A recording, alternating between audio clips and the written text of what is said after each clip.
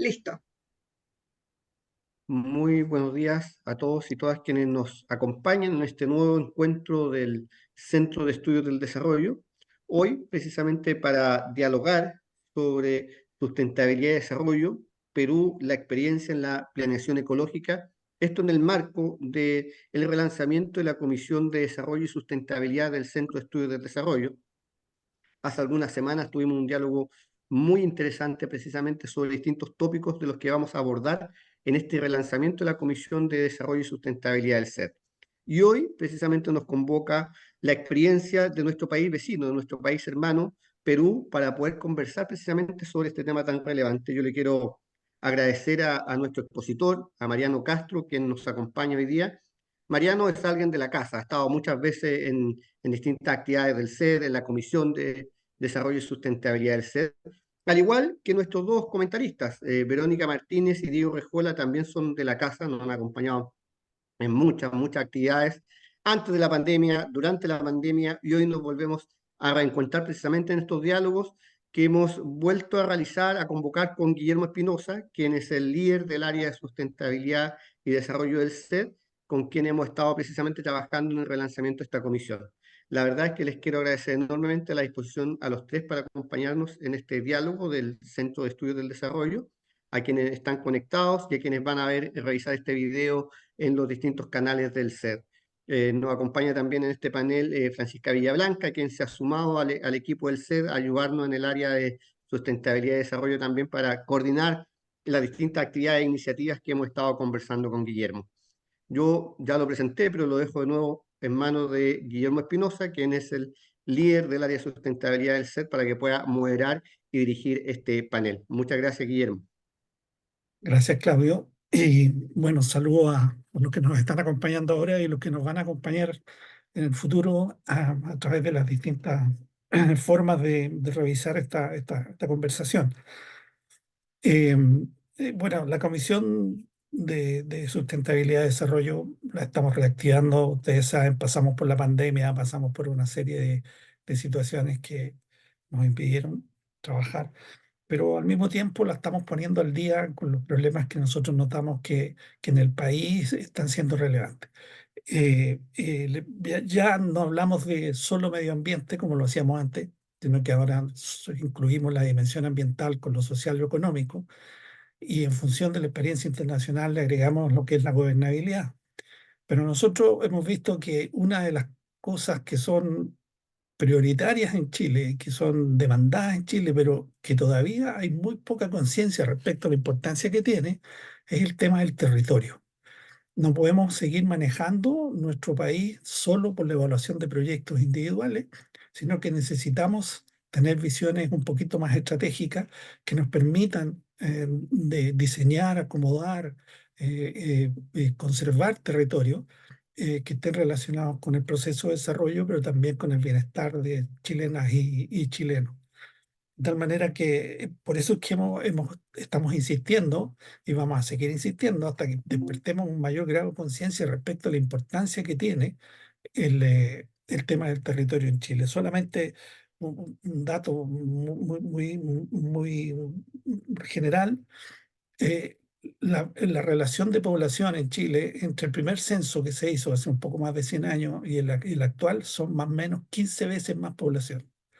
Y como lo hemos dicho en otra oportunidad, 15 veces más agua, 15 veces más energía, 15 veces más alimento, 15 veces más todo, por lo menos, porque se han incrementado también en las capacidades de usar los recursos, y no contamos con eso las exportaciones y la serie de otras cosas que ocurren. Y eso tiene una consecuencia relevante en los territorios. De tal manera que tenemos que seguir trabajando para evitar estas tensiones territoriales que lo hemos visto con el sistema de parcelaciones, por ejemplo, que se ha producido en Chile, con la instalación de las desaladoras, con el hidrógeno verde, con el litio, eh, con las energías renovables, con las áreas metropolitanas, en fin, con los humedales. Hay una serie de situaciones que no las podemos resolver solo con proyectos. Entonces necesitamos dar una mirada al territorio. Y yo con esto termino la introducción. Entendemos el territorio no como el terreno para localizar obras, sino que los lugares donde vive la población y a partir de ellos se puede desarrollar en condiciones que sean de sustentabilidad. Y por eso que estamos muy, muy agradecidos de Mariano Castro, que, que nos haya aceptado de inmediatamente la invitación a conversar, como siempre, con la amabilidad de Mariano, pero nos conocemos de muchos años. Mariano es la memoria histórica del ambiente en el Perú, ¿ah? Así que nunca se dice eso, pero ha sido parte importante desde la instalación, desde los inicios del tema ambiental hasta ahora. Mariano ha sido viceministro de Ambiente del Perú, esperamos que pronto sea ministro también, y también entre los distintos cargos que ha ocupado es vicepresidente de la primera Asamblea ONU de Ambiente. Y por otro lado, tenemos, invitamos como comentaristas también a Verónica Martínez y a Diego Urrejola. Verónica es consultora del PNUD en gestión y ordenamiento territorial y está trabajando con los temas de territorio en la Comisión Ministerial de Ciudad, Vivienda y Territorio. Y Diego Urrejola es director ejecutivo de la Fundación Cosmos, biólogo, que trabaja con los aspectos de ecología, naturaleza, ¿verdad? Y queremos conversar, recibir las opiniones de ellos. Y una manera de acercarnos a esto es mirar experiencias de otros países. Y el Perú en esta materia tiene experiencia, ellos le llaman la planificación ecológica, nosotros le llamamos perdón, la planeación ecológica, nosotros le llamamos la planificación ecológica, pero en el fondo estamos hablando de lo mismo. Así que vamos a escuchar a Mariano Castro, una presentación. Luego le pedimos a Diego y a Verónica sus comentarios, sus reacciones al respecto. Y los que tengan consultas, por favor, vayan anotándolas en el chat y ahí podremos entonces establecer algún tipo de diálogo. Y es muy importante esta conversación que estamos iniciando porque, como ustedes saben, en Chile existe la ley del Servicio de Biodiversidad Aérea Protegida que establece entre sus distintas condiciones, establece algunas cuestiones que probablemente los chilenos todavía no las tengamos tan claras, como es la planificación para la conservación de la biodiversidad a través de la planificación ecológica. Y eso tiene una dimensión muy importante, entre otras cosas porque se topa con los planes regionales de ordenamiento territorial, con los planes de adaptación del cambio climático, y de repente nos pasamos que la planificación empieza a sobreponerse con distintos grados de dificultad o de beneficio.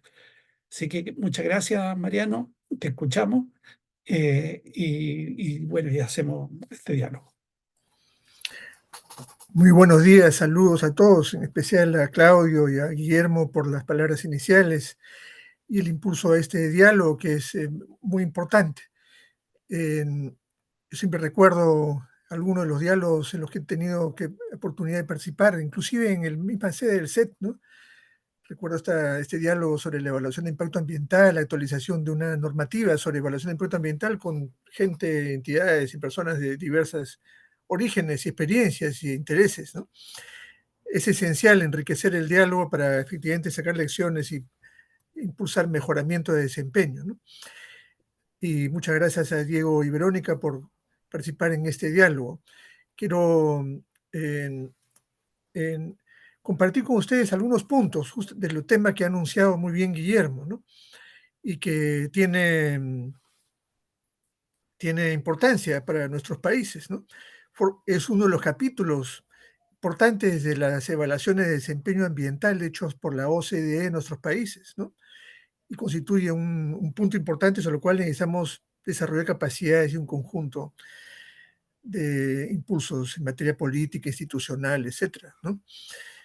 Y tiene que ver además con el bienestar de la población, central, en términos de que dependen de esto las opciones, la libertad de opciones de desarrollo y las condiciones de subsistencia e impulso de actividades de diversa naturaleza, ¿no? Así que voy a buscar de conectar estas cuestiones y presentar algunos puntos a partir de la experiencia peruana.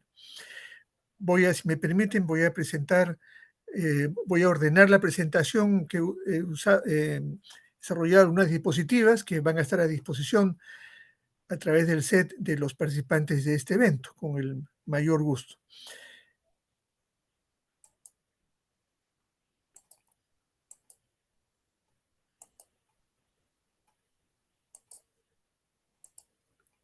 Bien, entonces es la experiencia peruana en planeación ecológica y voy a enfocarme en algunos puntos que son los siguientes, ¿no? En primer lugar, la importancia del Perú en su dimensión natural, ¿no? ¿Cuáles son las políticas y la planeación ecológica?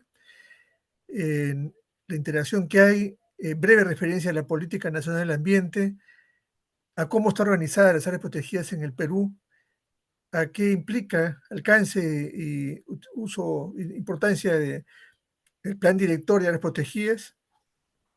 Sobre los planes maestros de área protegida hay una iniciativa reciente, tiene ya unos pocos años, pero es muy relevante, que ha impulsado este proceso, que se llama el Patrimonio Natural del Perú. Son estos 7 puntos, entonces voy a avanzar en primer lugar, se destaca mucho sobre la mega biodiversidad peruana, ¿no?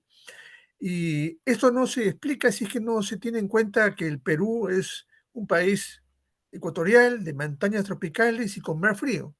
Esos son los parámetros naturales esenciales que explican esta mega biodiversidad. La ubicación en el centro del eje de rotación de la Tierra determina pues que una alta radiación, no hay estaciones marcadas, en consecuencia no hay una interrupción de los ciclos y hay una estabilidad anual de la temperatura, ¿no? Entonces, esta cuestión, al no tener estaciones marcadas, ¿no? Eh, impulsa la, la, las interacciones, las depredaciones, parasitismo, etcétera, ocurren sin interrupción a lo largo del año, ¿no? Y a una velocidad mayor, ¿no? Junto con ello está el punto de que somos un país de montañas, pero tropicales, porque estamos en la ubicación que acabo de mencionar, ¿no? Y esta característica, esta estructura montañosa, ¿no? Configura el ambiente, los recursos, la sociedad y la economía, ¿no?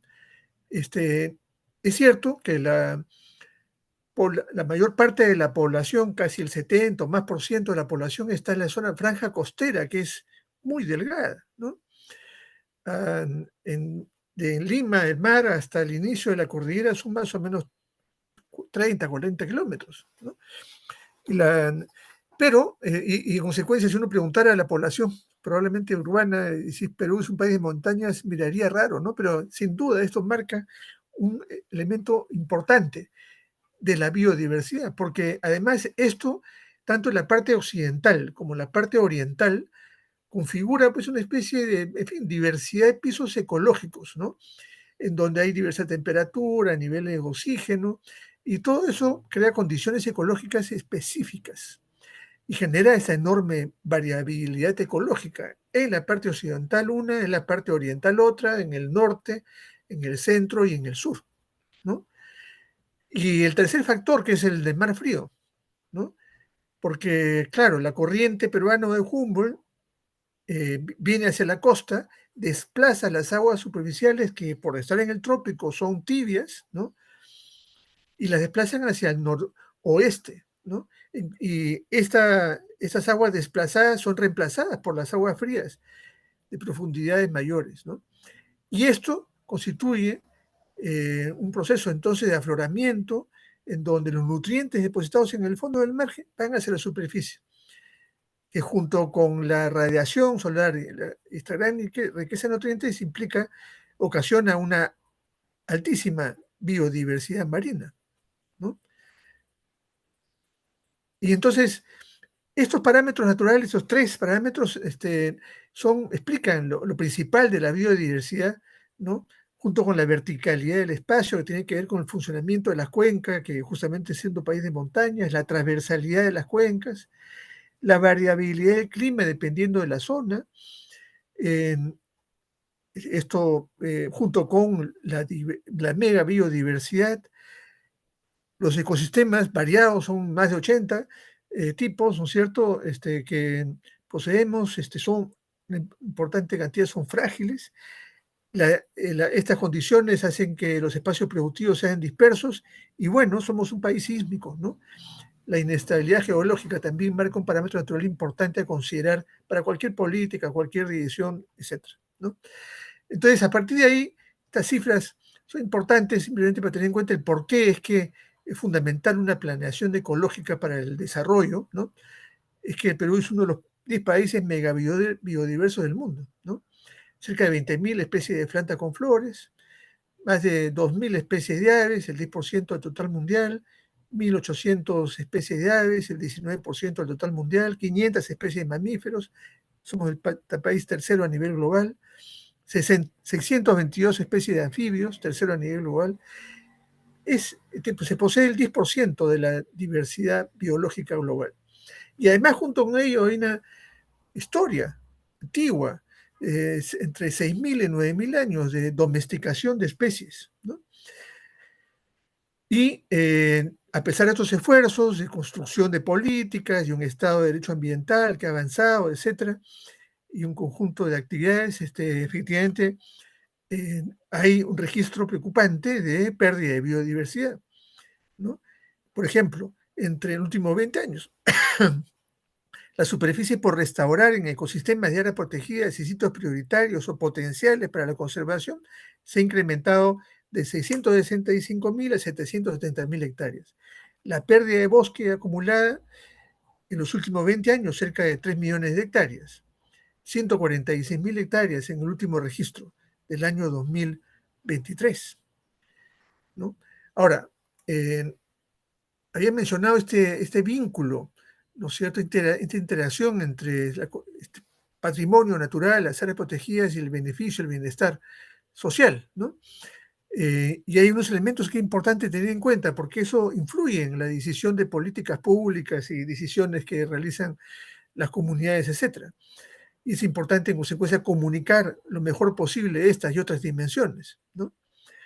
En el tema del agua, ¿no? El 70% de las cuencas hidrográficas del Perú están en áreas naturales protegidas, lo cual es sustantivo. Es decir, el éxito de la gestión en áreas protegidas tiene que ver con la seguridad hídrica, ¿no? Recursos energéticos, el 25% de la energía generada provienen de áreas protegidas, ¿no? El, el, cerca de 37 millones de hectáreas, perdón, de toneladas de dióxido de carbono están vinculadas con la gestión en áreas protegidas. Luego,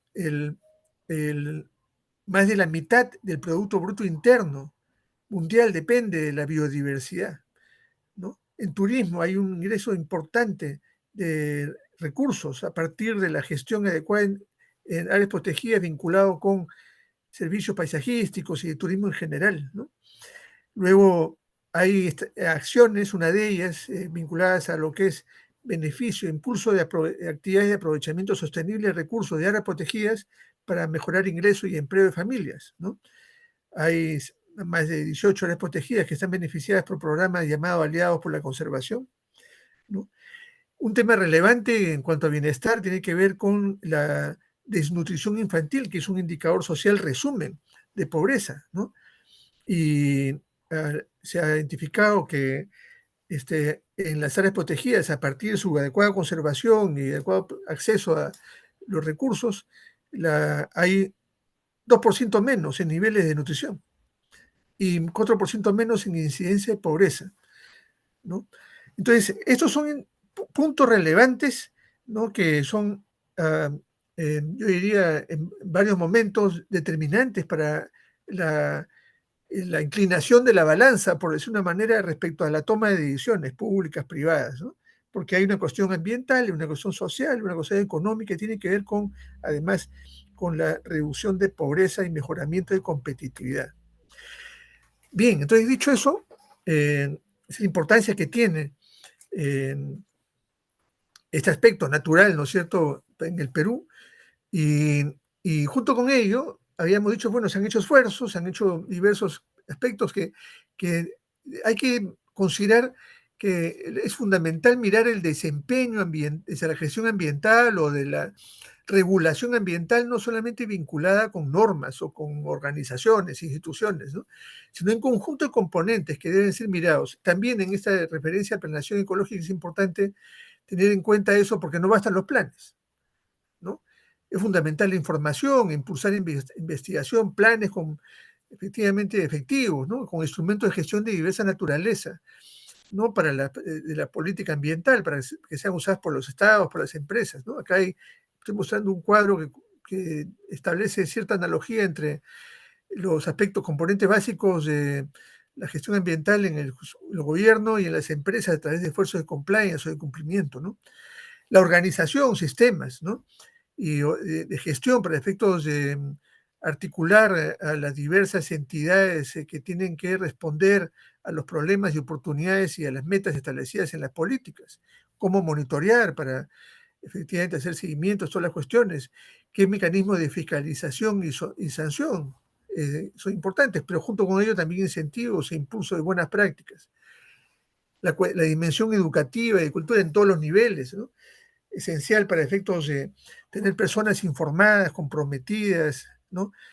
Y con la capacidad necesaria para construir esa regulación y componentes de la gestión, ¿no? Y para aplicarla adecuadamente, ¿no? Sin estas, pues nada funciona. Presupuesto público-privado y la cooperación internacional, y además todo lo que implica el Estado de Derecho Ambiental, la justicia ambiental, que es esencial para efectos de establecer un marco predecible y democrático, ¿no es cierto?, participativo, ¿no es cierto?, y justo para efectos de alcanzar las metas de la política ambiental, ¿no? Y esto es lo mismo en el ámbito privado. Entonces, tenemos, a ver, esta estructura de políticas, ¿no? Y planeación, una política de Estado que fueron impulsadas desde el año 2002 y se han venido ampliando y actualizando. Aquí tenemos la política de gestión ambiental, la número 19, la política de ordenamiento territorial, la política de recursos hídricos, ¿no? Y que esas son las bases para el Plan Estratégico de Desarrollo Nacional, aprobado hace pocos años, que es el año 2050, ¿no?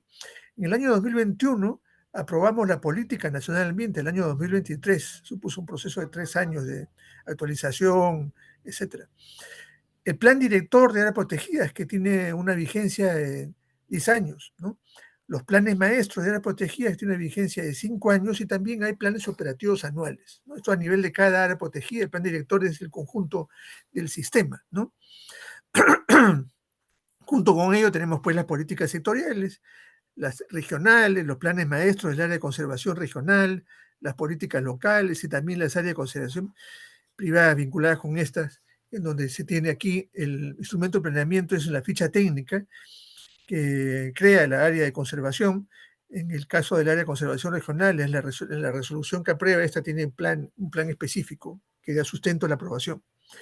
Junto con ello, efectivamente, hay una serie de compromisos y políticas internacionales que interactúan con esto y que de los cuales obviamente también hay que considerar para el impulso del mejoramiento de desempeño en esta dimensión de políticas ambientales de planeación. Entonces voy a referirme a partir de ahora a dos componentes de esta regulación, el tema de políticas, sistema, ¿no? Y sistema de gestión, ¿no? Y también hacia el final aspectos de presupuesto o financiamiento, ¿no? O mecanismos económicos vinculados a áreas protegidas, ¿no? No puedo abordar todo, obviamente, ¿no? Pero hay, no olvidemos que el conjunto de estos componentes son esenciales, ¿no? Para asegurar éxito y mejoramiento de desempeño. El desafío mayor que tienen las políticas con otras políticas en el territorio, además para evitar superposiciones, establecer sinergias, es efectivamente la integración con otras políticas. De ahí que en la política de Estado número 19 se plantea eso como objetivo central, ¿no? Esta integración busca además contribuir a superar la pobreza y mejorar competitividad. Y claro, este es un proceso que tiene relativamente pocas décadas, ¿no? Si bien hemos tenido agendas ambientales nacionales desde el año 1997, ¿no? Con el Consejo Nacional del Ambiente, que era el símil de la CONAMA de Chile, ¿no? Eso cada 2 años se reportaba públicamente y se impulsaba una nueva para atender las metas prioritarias, estratégicas, ¿no? La unidad política, estrictamente hablando, nacional del ambiente, se aprobó en el 2009 y repito, la vigente fue aprobada en el año 2021. Y para atender estas políticas es esencial entonces tener una organización, ¿no? Y de ahí la importancia de los sistemas, ¿no? Y de acuerdo a nuestra ley orgánica del Poder Ejecutivo tenemos dos tipos de sistemas: los funcionales, que tienen como finalidad cumplir políticas públicas, que requieren la participación de todas las entidades o varias del Estado, y los sistemas administrativos, que son como para regular utilización de recursos, ¿no? Sistema de presupuesto, de adquisiciones, contrataciones, etcétera, ¿no? Son como 8 o 10 sistemas administrativos. Y uno de los sistemas funcionales es el Sistema Nacional de Gestión Ambiental.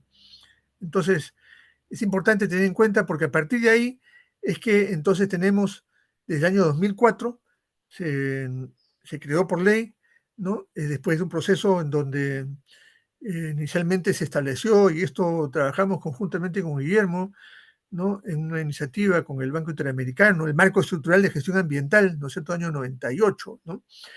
Pero en base a eso luego se estableció por ley la organización y de la institucionalidad, los mecanismos de coordinación, etcétera, así como también objetivos, competencias y funciones, ¿no? Y junto con ello, 5 otros sistemas funcionales: el de áreas protegidas, SINAMPE, el de gestión de recursos hídricos, el de fiscalización ambiental, el de evaluación de impacto ambiental y el de información ambiental, ¿no? El sistema de áreas protegidas, ¿no?, tiene tres ámbitos, ¿no? El de respecto a las áreas protegidas de ámbito nacional, los de ámbito regional y los de ámbito de administración privada, ¿no? Y lo que busca efectivamente es establecer las condiciones de administración, conservación y protección articulada del conjunto de áreas protegidas del país, ¿no? Y que recojan a su vez las áreas representativas de biodiversidad, ¿no? Algo de historia, rápidamente, ¿no? Y para esto, pese a lo que dijo Guillermo, ¿no?, de Memoria Viviente, yo recurría al doctor Marduro Gianni, que justamente además publicó recientemente una crónica de la conservación de la diversidad peruana, un libro estupendo, pero lo llamé también para confirmar algunos datos, ¿no?, para poder compartir con ustedes. En el, Pese a la importancia del patrimonio natural peruano, y pese a que ya de hace décadas antes, de 1961, se habían creado cerca de 1000 áreas protegidas en el mundo, ¿no?, y en la región varias, ¿no?, en América Latina, el Perú recién creó el primer parque nacional de Cutervo en el norte, en Cajamarca, en el año 61, y el segundo, el 65, Tingo María, ¿no? Perdón, ahí dice Tongo, es Tingo María, ¿no? Y ambos para proteger huácharos, ¿no? Curiosamente, ambos fueron propuestas por el Congreso de la República, es decir, fueron congresistas que venían de esos lugares y que estaban interesados en protegerlos, ¿no? Y no fue el Servicio de Forestal y Fauna, que ya existía. Eso explica en buena medida los errores en su creación. Por ejemplo, no se definieron las áreas que requerían para la conservación, ¿no?, salvo las cuevas de las aves, ¿no? Curiosamente, en el año 61 también se creó un parque nacional en Colombia, destinado a la conservación de huácharos, ¿no? En la primera ley forestal en el 63 se establecieron 3 categorías de áreas protegidas: bosques nacionales, parques nacionales y reservas forestales. En el 65 se desarrolló un primer esbozo de plan y de sistema de áreas protegidas. Marduro Gianni comenta que en realidad no eran planes escritos, ¿no? Estaban basados en la experiencia, en los recorridos de expertos nacionales y extranjeros, ¿no?, que desde sobre todo la Universidad Nacional Agraria en La Molina, la Facultad de Ciencias Forestales, de Ingeniería Forestal, y una serie de procesos que se impulsaron, es que se estableció en documentos, ¿no?, mapas, ¿no es cierto?, donde se ubicaban determinadas características y se fue sumando eso. En realidad, al inicio no hubo planes escritos, ¿no? En el 67, sin embargo, se hizo ya un segundo plano, digamos, ¿ah?, del sistema nacional, y denominándolo unidad de conservación. En el mundo solamente se ha denominado unidad de conservación en Perú y en Brasil. En Brasil se sigue llamando unidad de conservación. Y aquí ya, a partir de la nueva ley de la protegida, se cambió por a la denominación actual, que es áreas naturales protegidas. Entonces, en el año 67 se localizaron las principales áreas representativas y además con atractivos naturales especiales, ¿no? Se incluyeron análisis, ¿no?, considerando los criterios de la lista roja de UICN y las categorías que fueron considerados fueron parques nacionales, reservas nacionales, monumentos naturales y reservas silvestres. Se ampliaron entonces a 4, ¿no? En el año 80, Kenton Miller, que fue director de UICN y que venía mucho a Perú, elaboró un libro que es importante como un antecedente de estos procesos, ¿no?, de planificación de parques nacionales para el ecodesarrollo de Latinoamérica, ¿no? Y ahí se desarrolla pues el concepto de sistema, incluyendo aspectos sociales, económicos y étnicos, ¿no? Entonces esto sería un antecedente importante considerar que, bueno, en varios de estos puntos tenemos vínculos con el proceso chileno, ¿no? Y el sistema de áreas protegidas, ¿no?, finalmente, ten en cuenta que tiene una característica algo distinta a lo que el enfoque que tiene UICN, ¿no? Este enfoque organiza los sistemas protegidos esencialmente con el componente físico, ¿no?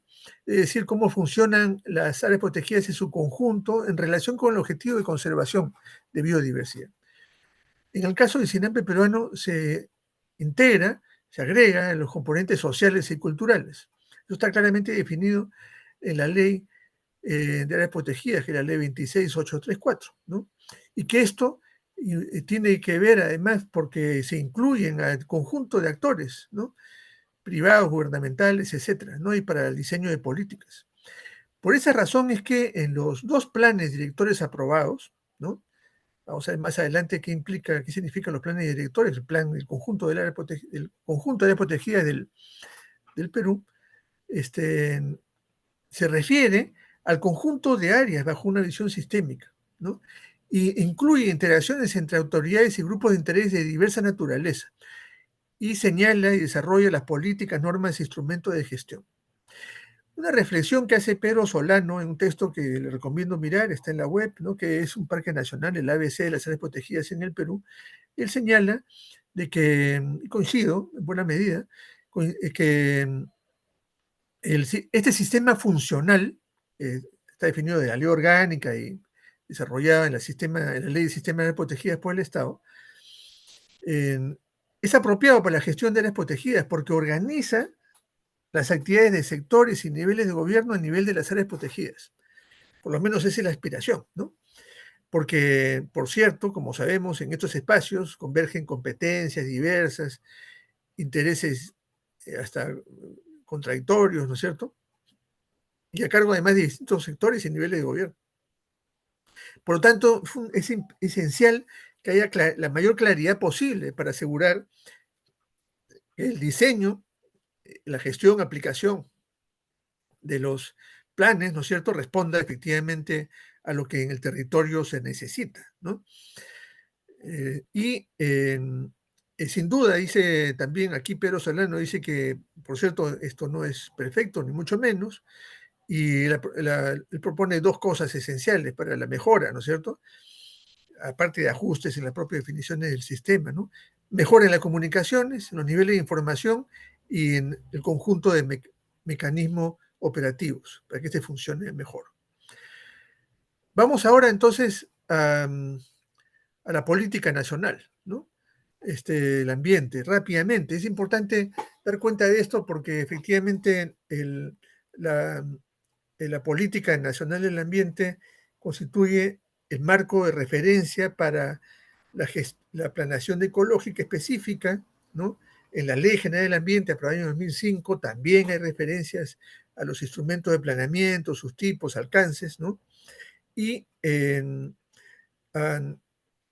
considerando las nuevas directivas que el Centro Nacional de Planeamiento Estratégico dictó el año 2018, para el conjunto de políticas públicas, ¿no?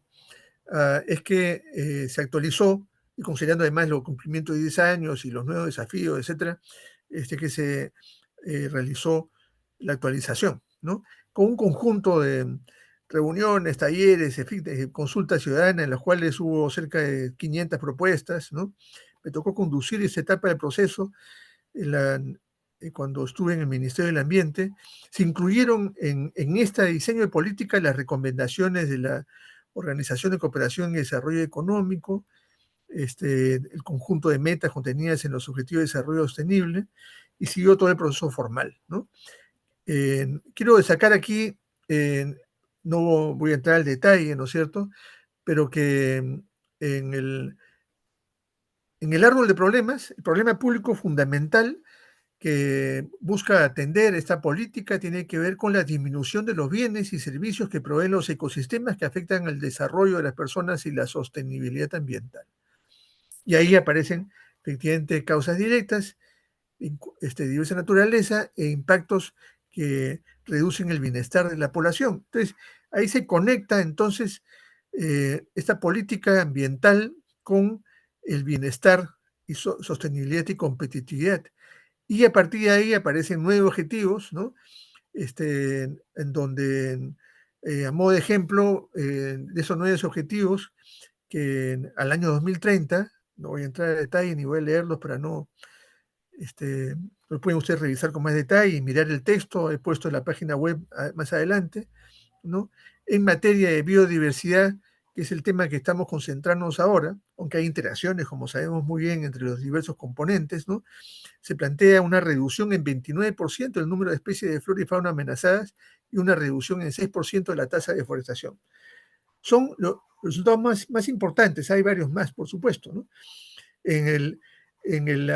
Vinculado al tema de la pérdida de diversidad biológica, no voy a entrar en los demás, aparecen 2 objetivos, ¿no?, prioritarios, ¿no?, que tienen que ver con mejorar la conservación de la biodiversidad y también la genética, conjunto de la biodiversidad, y también el objetivo para reducir deforestación y de los ecosistemas, con 11 servicios el primero y 9 servicios, los cuales tienen indicadores de diverso tipo y que son materia de seguimiento y evaluación, ¿no?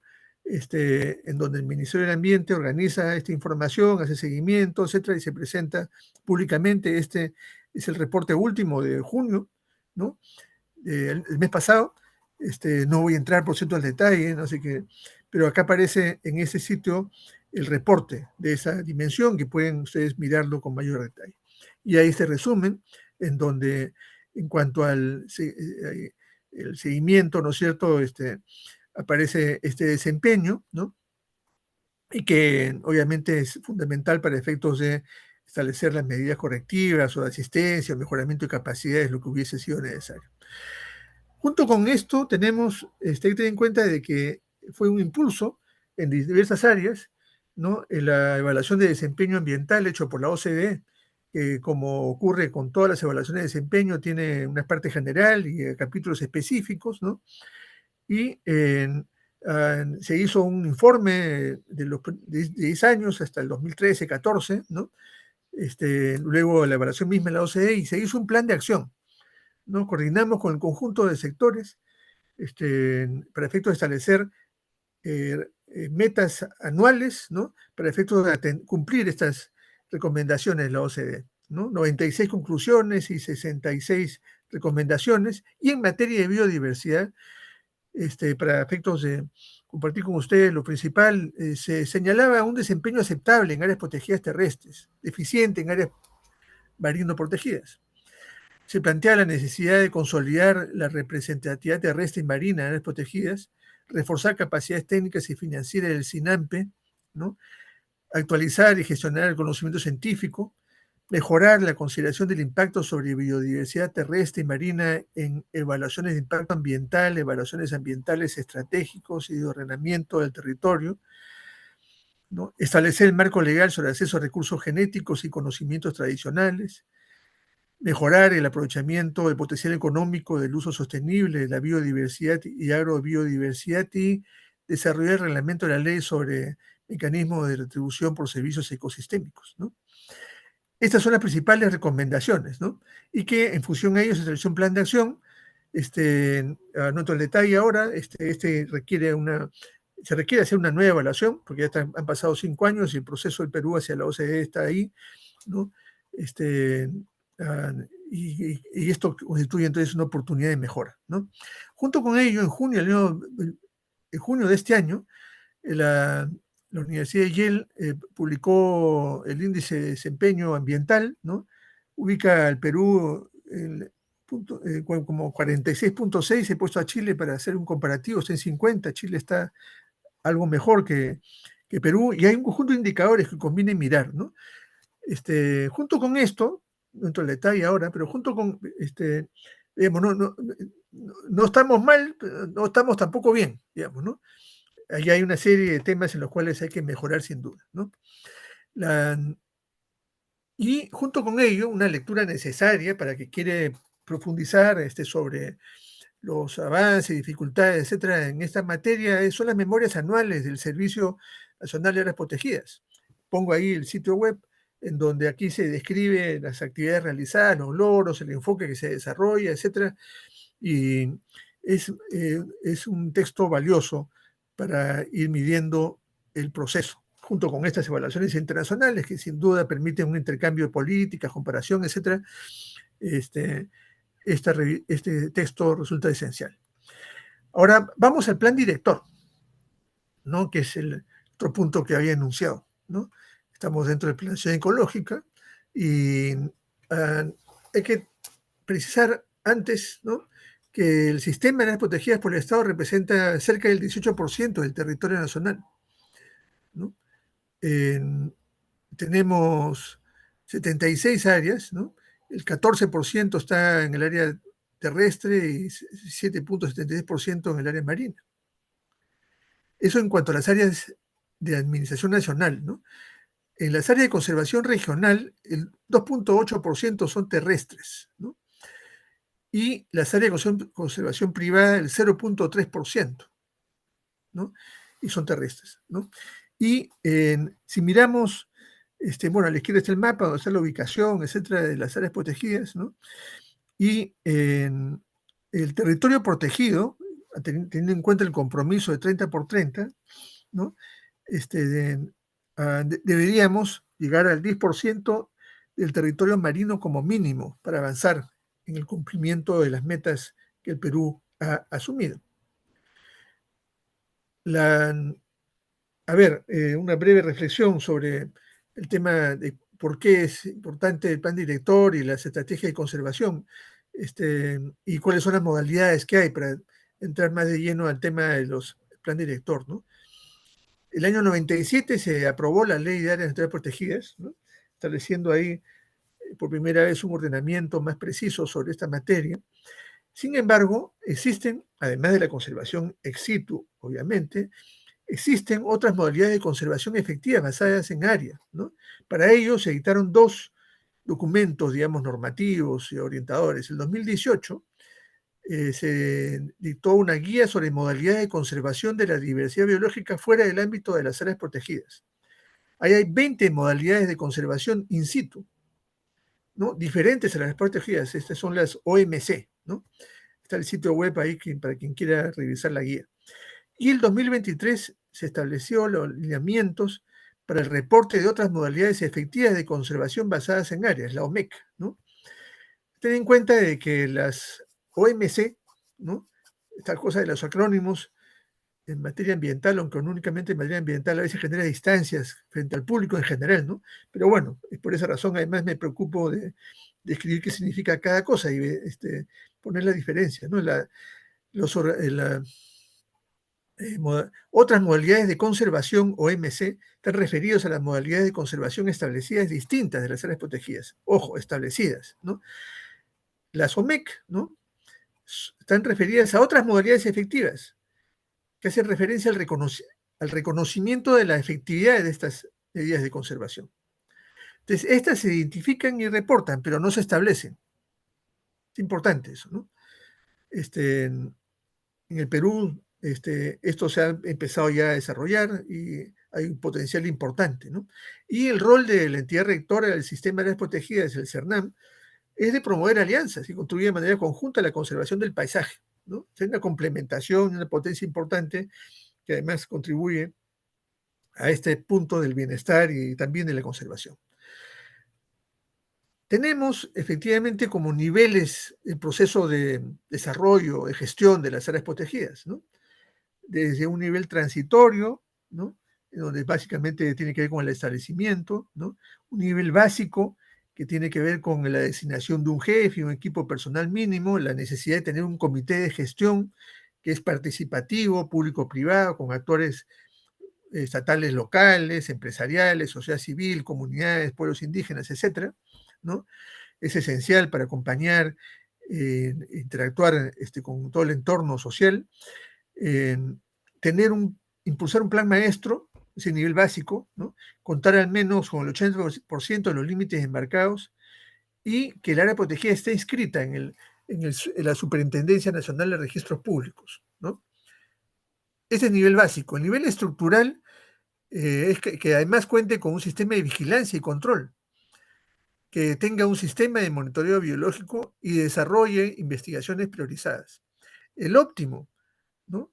La, este, tiene que ver con el desarrollo de actividades sostenibles de aprovechamiento de recursos, el desarrollo de actividades de aprovechamiento de recursos y paisaje en las áreas protegidas, el desarrollo de mecanismos económicos y o participativos pertinentes con las salvaguardas respectivas y actividades de restauración de ecosistemas. Esas son las características, digamos, que se ha establecido para efectos de ir en un proceso de mejoramiento continuo en la gestión de las protegidas. Hay un visor que los invito a ingresar, donde pueden ustedes entrar por acá está un pantallazo, digamos, del visor, acá está el sitio web, y pueden entrar ustedes a mirar y revisar las características de cada uno de ellos, ¿no? Entonces, el plan director, considerando esto, es el instrumento máximo de planificación y orientación del desarrollo de áreas protegidas en todo, cualquier nivel, ¿no?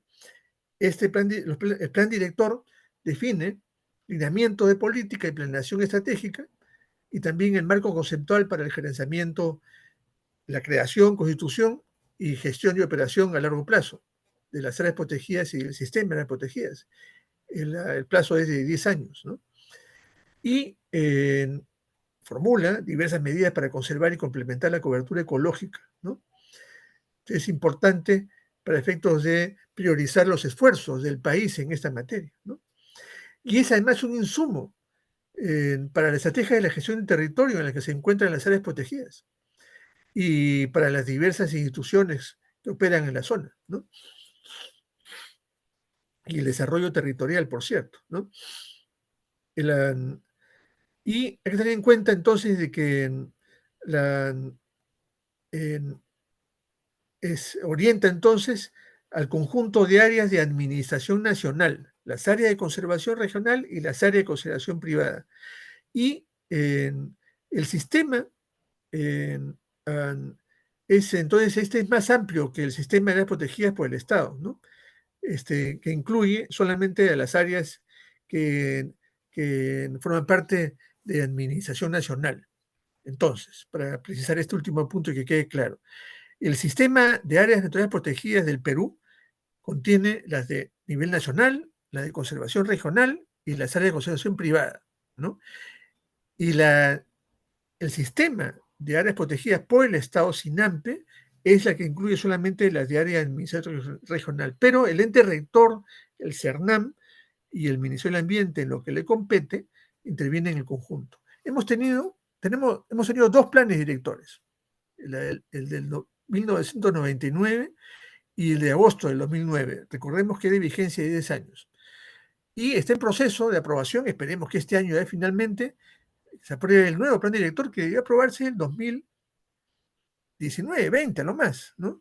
Y bueno, la pandemia, etcétera, etcétera, diversos factores han hecho que todavía no se tenga el plan director, pero está ya bastante avanzado. Y aquí está el sitio web donde está la versión última, ¿no? Y que está todavía en un proceso de consulta, en la última etapa del proceso de consulta, de definiciones intersectoriales, ¿no? Ustedes pueden mirar cada uno de estos y en el documento además pueden encontrar, en fin, aspectos históricos, antecedentes, enfoques, metodologías, y una serie de competencias, etcétera, etcétera, que le van a permitir ver con más detalle esta cuestión. Y Considerando una visión al año 2050, se establece 8 objetivos estratégicos con 32 lineamientos de política al 2030, ¿no? Y que tiene 5 grandes, bueno, tiene más objetivos. Vamos a ver los objetivos estratégicos, ¿no? Antes veamos el plan director, ¿no? La visión. Plantea efectivamente que mejores condiciones de éxito, de conservación y contribución al bienestar humano, ¿no? Y que a partir de la estrategia de conservación de biodiversidad in situ a través de áreas protegidas, se disminuyen los impactos sobre paisajes, no solamente por las presiones locales, ¿no? Contaminación, etcétera, sino también por la emergencia climática. Aquí en esta versión, también en la anterior ya se hace referencia a la cuestión climática, ¿no? Pero en menor medida fue la anterior, ¿no? Pero, y, y además aquí no solamente en términos de amenaza, sino también en su potencial para actuar como sumidero de carbono, etcétera, y todas las posibilidades, mecanismos económicos que se desprenden de este. Y bueno, obviamente como una estrategia para disminuir la conservación de biodiversidad. Introduce como visión la cuestión de la gobernanza equitativa, ¿no? En donde se involucra y participan las poblaciones locales, ¿no? Y además se plantea que el Servicio de Áreas Protegidas, creado en el 2008, ¿no? Sobre la base de una intendencia en áreas protegidas que estaba en el Instituto Nacional de Recursos Naturales, ¿no? Se fortalezca y tenga recursos económicos y humanos mucho más capacitados, ¿no? Y los objetivos estratégicos son 8, ¿no? Y que tienen, se responden a los aspectos vinculados al plan, a la visión. No voy a leerlos, ¿no? Pero básicamente responden entonces a la necesidad de responder a estos temas que he destacado en la visión, ¿no? El contenido, los invito a revisarlo, ¿no? Tiene efectivamente en conjunto de aproximaciones valiosas, ¿no? Y que acá aparece también lo que tiene que ver con la orientación de cómo hacer la planeación y en todas sus etapas, ¿no? No voy a entrar a leer esto, simplemente señalar de que además se incluye con mucha más fuerza la cuestión marina, ¿no? Recientemente se ha creado la Reserva Nacional Mar Tropical de Grao, 115.000 hectáreas en el norte, que es la confluencia entre el mar frío y el mar caliente en el norte, ¿no? En consecuencia, ahí hay una biodiversidad enorme, ¿no? Y hay otras posibilidades también en esta área. A partir de ahí, vamos a ingresar entonces a los planes maestros, ¿no? Que esta es la penúltima parte de la presentación, ¿no? Los planes maestros tienen que ver con la gestión de cada área protegida, ¿no? Y ahí establece con más detalle, obviamente, ¿no? Los objetivos, estrategias y resultados específicos para efectos de identificar los requerimientos, ¿no? Necesarios y proyectar el modelo financiero de cada área protegida, ¿no? Y además incluyen los proyectos diversos que deben darse, pero que además deben responder, enmarcarse en el, con el plan maestro, ¿no? Y responde a las políticas y prioridades contenidas en el plan director, ¿no? Se han dado dos documentos de orientación técnica de cómo hacer los planes, cómo desarrollar planeación ecológica en esta dimensión.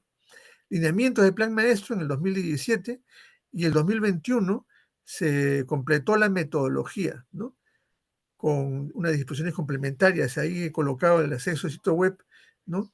Aquí, bien, ahí aparecen, en fin, todos los detalles necesarios, voy a mencionar solamente algunos. La reflexión que se ha podido sistematizar, básica, digamos, podido sistematizar en base a la experiencia personal y conversación con expertos, ¿no? Claro, se da un importante proceso de negociación local, digamos, técnicamente se desarrolla, pero ten en cuenta de que esto supone una gestión de diversos intereses, conflictos y expectativas que se dan a nivel local, ¿no? Y eso da lugar a veces a planes maestros, no con la ambición que se espera, sino, en fin, son lo que se puede lograr, digamos, ¿no? Y en el proceso de implementación, lo anterior en cuanto al diseño, ¿no? Sin duda, orienta y habilita gestión, son esenciales, ¿no? No siempre en la implementación se ha priorizado lo más importante y, por cierto, se requiere reforzar el desarrollo de capacidades y liderazgos, porque efectivamente la gestión de estos documentos, de estos planes maestros con ámbitos territoriales importantes, exige ello, ¿no? Y los guardaparques son esenciales para este rol, ¿no? El uso de recursos, ¿no? No necesariamente se usan bien, ¿no? Más aún cuando no se prioriza lo más importante, pero esto no significa que sea un proceso deficiente, es un proceso con el cual se ha avanzado de manera significativa, ¿no? El, esto, el modelo de gestión en cada área protegida presente en el plan maestro requiere 4 aspectos básicos, ¿no? La autoridad responsable, ¿no? La base física, el ámbito territorial, el documento de gestión y el espacio de coordinación. Estos 4 elementos hay que tenerlos en cuenta para efectos de medir el desempeño de este proceso de planeación. Y tienen 4 ciclos secuenciales, ¿no? En el proceso de la gestión de los planes maestros. El primero, planeación, implementación, monitoreo, evaluación y la adaptación. Esto está considerado en la normativa, ¿no? Y que debe documentarse, registrarse y reportarse, ¿no? Y en ese sentido, en estas disposiciones y guías que he mencionado, cuyo detalle pueden ustedes mirar con mayor claridad, aparecen estas etapas, ¿no? Se requiere efectivamente describir la situación actual, que en buena medida están los expedientes técnicos de creación del área protegida, pero obviamente se requiere actualizar esta información periódicamente. Sí, la construcción de la visión del área natural, para lo cual el comité de gestión participativo y a través de con los diversos actores locales es esencial para tener esa visión común.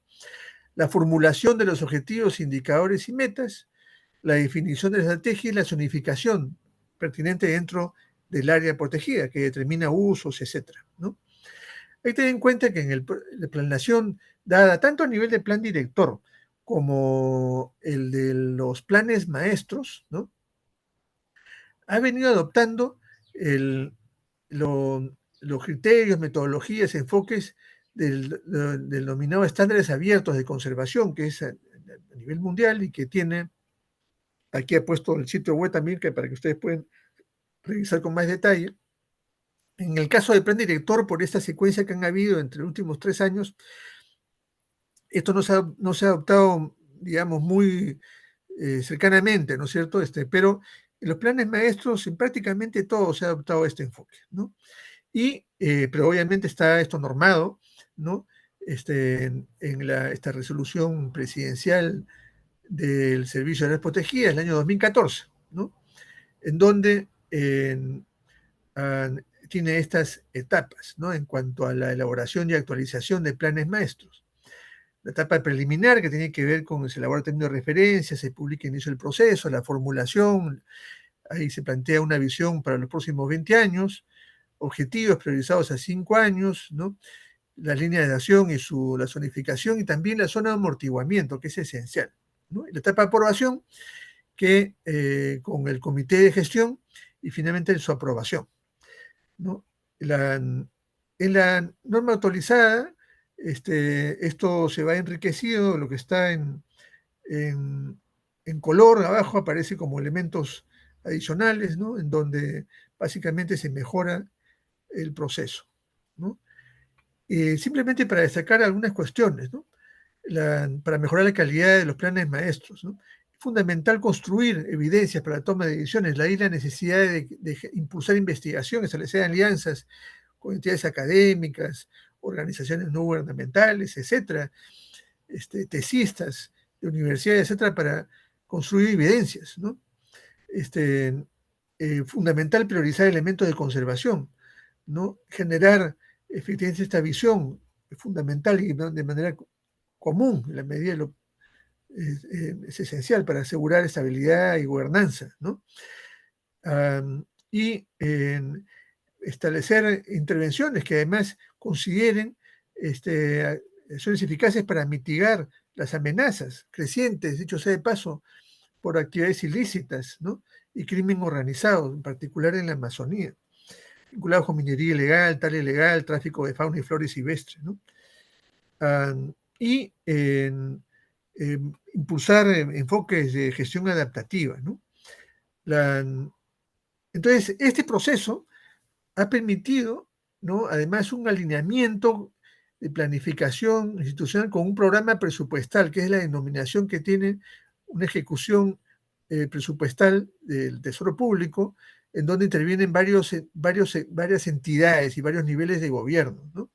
Y que desde el plan director, con políticas intersectoriales y los planes maestros, permiten hacer una complementación y sinergias, y además asignación de recursos. Se asigna recursos a aquellos territorios, áreas, etcétera, que están cumpliendo determinados criterios y planes, ¿no es cierto? De tal manera de que así se incentiva que el vínculo entre planeación, planificación y asignación de recursos, de tal manera que así los planes no quedan solamente en letra papel. Está orientado a la cadena de valor público, ¿no?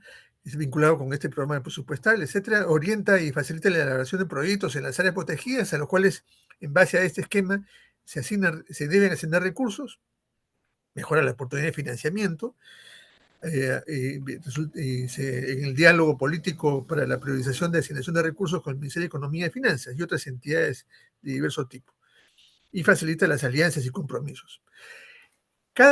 Este año se aprobó la relación de áreas protegidas aptas para iniciar procesos de elaboración y actualización. Esto se ha dado recientemente, ¿no? Y aparecen ahí 12 áreas protegidas que durante este año se han priorizado para efectos de elaboración planes de maestros. Esta es la situación actual, ¿no? Se lo pedí al director de Desarrollo Estratégico del Servicio de Áreas Protegidas. Esta es información más reciente de cuál es el estado de la aplicación de planes maestros a nivel nacional, ¿no? En parques nacionales, ¿no? Pueden ustedes ver el estado, ¿no? Hay varios que ya están actualizados, otros están en proceso. Los santuarios nacionales, ¿no? En santuarios históricos, ¿no? En reservas nacionales, en refugios de vida silvestre y en reservas comunales, ¿no? Así como también en bosques de protección, cotos de caza, ¿no? La lección que en principal, digamos, comentó conversaciones que tuve con Marc Droyani, este pionero de la conservación de áreas protegidas en el Perú, ¿no? Quiero compartir lo que él me señalaba hace un tiempo. Me decía que deben ser claros, son indispensables, por cierto. Hay que superar aquella etapa en la cual él participó, en donde los planes no están ni escritos, eran básicamente la intuición, el conocimiento, el intercambio y el aprovechamiento de oportunidades políticas para la creación de tal o cual área, ¿no? Los planes son indispensables, por cierto, ¿no? Hay que escribirlos, hay que sistematizarlos, que permiten hacer todo lo que acabo de señalar, pero deben ser claros, simples y elásticos, ¿no? Adaptativos, ¿no? Y además hay que guardar especial atención a lo que es el régimen laboral especial y formación de guardaparques. Son componente esencial del sistema de áreas protegidas, ¿no? Recientemente hemos logrado, después de unos años, la aprobación del régimen laboral de guardaparques, régimen sui generis, porque no están pues dentro de Perú y Chile, hay servicio público, ¿no es cierto?, con criterios que sean profesionales. Desde la década del 50 del siglo pasado, para acceder al servicio público tenía que ser un profesional, ¿no? Era un requisito básico, ¿no? Pero claro, los guardaparques que están en las áreas protegidas son muchas veces gente de la comunidad y el perfil es fundamentalmente de educación escolar, ¿no? Algunos con educación técnica, también hay con maestría, etcétera, ¿no? Pero son, son mejores conocedores del entorno y además con conectividad cultural, étnica, lingüística, etcétera.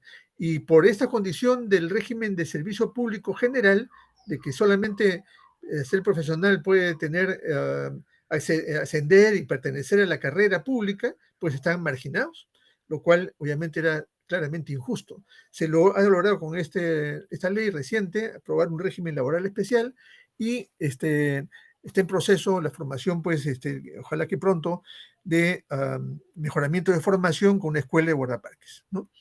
Finalmente, Patrimonio Natural del Perú. Aquí termino, ¿no? Hago referencia a esto porque es un esfuerzo sustantivo de mejoramiento del planeamiento y la gestión efectiva en áreas protegidas, ¿no? Aquí se partió de una revisión internacional de los programas de financiamiento para la permanencia, ¿no? Es decir, cómo es que el mundo financiero empresarial y el mundo de conservación han venido interactuando, cuáles son las características, etcétera, ¿no? Y en el 2014 se decidió impulsar una ruta estratégica hacia la sostenibilidad de áreas protegidas. Hay que tener en cuenta de que hasta inicio de los 2000, ¿no es cierto? Más o menos, ¿no? Ahí empezó a cambiar, pero, por ejemplo, las remuneraciones de los guardaparques eran pagados por la cooperación internacional y por organizaciones no gubernamentales, ¿no? El impulso de áreas protegidas tenía entonces un déficit presupuestal significativo, ¿no? Y esta edición del 2014, sobre la base de experiencia ya de 6 años de creación del Servicio de Áreas Protegidas, de varios años de la Ley de Áreas Protegidas, año 97, recordemos, ¿no? Se impulsa esta iniciativa que se llama Patrimonio Natural del Perú, ¿no? Que, y sobre la base de las evidencias de las brechas financieras y en capacidad de gestión, se decidió iniciarlo en la Amazonía, ¿no? En este libro, este sitio web que aparece abajo, ustedes pueden mirar con más detalle esta cuestión, ¿no? Y la diferencia principal entre la experiencia de conservación con proyectos convencionales, con proyectos de la permanencia, es en primer lugar el plazo, ¿no? Anterior, corto plazo, ¿no? Que generaba pues, una inconsistencia entre la ejecución de medidas de corto plazo, pero las amenazas y también oportunidades de largo plazo, ¿no? El uso ineficiente de recursos, ¿no? Y carencia de sinergias, ¿no? Cosa que se ha superado con este proyecto para la permanencia. Insuficientes recursos, ¿no? Luego, el objetivo de sostenibilidad es uno explícito y organizado, ¿no? Y además se establece a través de un acuerdo único para el conjunto de áreas protegidas que han formado parte de esa primera etapa de patrimonio natural del Perú, ¿no? Que se ha iniciado en la Amazonía. Entonces pueden ver aquí, fíjense, cómo ha evolucionado los recursos financieros en soles, ¿no? En rojo están los ingresos totales, ¿no? En azul están los ingresos del Tesoro Público, ¿no? En amarillo es el Fondo Nacional de Áreas Protegidas por el Estado, que sobre todo tienen que ver con recursos de cooperación internacional, ¿no? Y vemos claramente cómo es que ha venido evolucionando estos recursos para efectivamente responder a los enormes potenciales que se tienen, ¿no? La idea, el propósito de la fase 1 considera 38 áreas protegidas de la Amazonía y se realizará en los 10 años primeros de la iniciativa. Y la fase 2 considera el ámbito marino costero de los Andes para los 10 últimos años. Es una iniciativa de 20 años, ¿no? Es muy importante, aquí pueden ver más referencias, tanto en el libro como en el sitio QR, ¿no? Esto es lo que quería presentarles, les agradezco por el tiempo, espero no haberme excedido demasiado. y estoy a disposición, Guillermo y colegas de la mesa, para el diálogo. Gracias por la oportunidad. Muchas gracias, Mariano. Bueno, eso completa la visión de cómo hacer planificación o planeación, en este caso relacionado con, con el tema naturaleza, áreas protegidas. Imagino que tanto Verónica como Diego tienen varios comentarios de complemento o consultas al respecto. Partimos con Verónica. Muchas gracias, Guillermo. Gracias, Mariano. Bueno, primero quiero agradecer al CED y valorar una vez más el tema, porque aparecía en alguna de las diapositivas de Mariano el tema de este compromiso 30x30, 30-30, que se acogió en la última cumbre de la biodiversidad del año pasado, en el cual los países del mundo se han comprometido a que un 30% del planeta se convierte en áreas protegidas de la biodiversidad al año 2030, que es un compromiso enorme. Entonces creo que este tema es un tema que va a estar en la palestra durante los próximos años, justamente tratando de mejorar lo que son los sistemas nacionales de conservación de la biodiversidad y los sistemas de área protegida en los distintos países. Y creo que este foco que se está viendo en Perú y la ley del año pasado aquí en Chile, etcétera, van en ese sentido. Entonces va a haber mucho que discutir seguramente y que ver en los próximos años con base en la experiencia que ya se tiene hacia atrás. Y bueno, en segundo lugar, valorar mucho lo que ha sido esta presentación de Mariano Castro y cómo él nos ha compartido todo este conocimiento y experiencia y este análisis bien comprensivo de cómo funciona este sistema de planificación ecológica y focalizado en el tema de las áreas nacionales protegidas en Perú, que creo que hay mucha lección ahí para aprender para el caso chileno, y sobre todo valoro mucho cómo lo ha barrido en su completitud desde lo más conceptual al inicio y desde el enfoque desde los territorios y la diversidad territorial del Perú, pero pasando por cómo es la gobernanza de este tema, cuáles son las políticas y la cantidad de instrumentos y de mecanismos que se desprenden de esas políticas.